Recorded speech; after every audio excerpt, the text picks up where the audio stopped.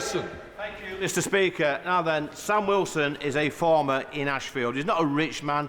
In fact, he's not drawn a wage in the past 4 years. So I want the Minister, Mr. Speaker, to look me in the eyes and tell me how many farmers he's spoken to over the past few months that actually agree with this harebrained scheme.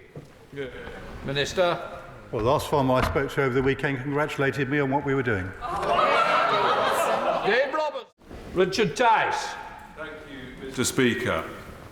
Is the Minister, the Secretary of State and the Chancellor aware that so serious are the consequences of this policy that the heads of farming families in their 80s and 90s are seriously considering committing suicide before this policy comes into place?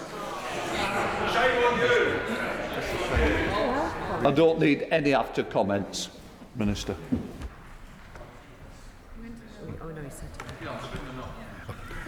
I find it hard to respond to a question like that. I spoke earlier about using language carefully, and I would just reiterate that point. Sir Roger Gale. Rupert Lowe. Thank you, Mr. Speaker.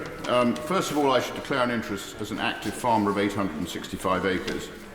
Secondly, I represent the constituency of Great Yarmouth, where we have some of the most fertile farmland in the country, and I have yet to come across anybody who, since the budget, thinks this is anything other than a terrible decision. Speaking at the Country and Land and Business Association conference before the election, the Shadow Secretary of State was asked whether Labour intended to change inheritance tax relief for farmland.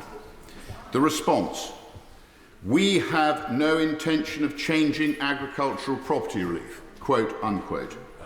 Whilst I feel for the Minister in trying to defend the indefensible, would he like to take the opportunity today to apologise to the British farming community and, most importantly, commit to the reversal of this cruel assault on British family farms? Minister. The honourable gentleman well knows the financial state of the country that we inherited. Difficult decisions had to be made. Harriet Cross.